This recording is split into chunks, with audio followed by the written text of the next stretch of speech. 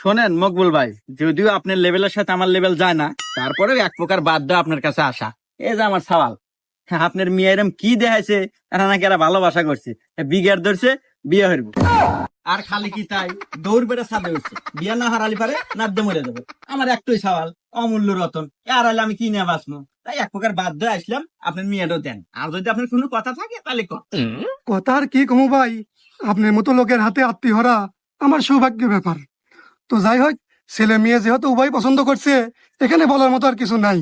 তারপরেও একটু জানা দরকার, না জানলে হয় না। আসলে ছেলে কি করে না করে। কি হরে মানে? এ হসুর আব্বা, আপনি এটা কি করলেন? আমার বাপের সম্পর্কে আপনার কোনো ধারণা আছে?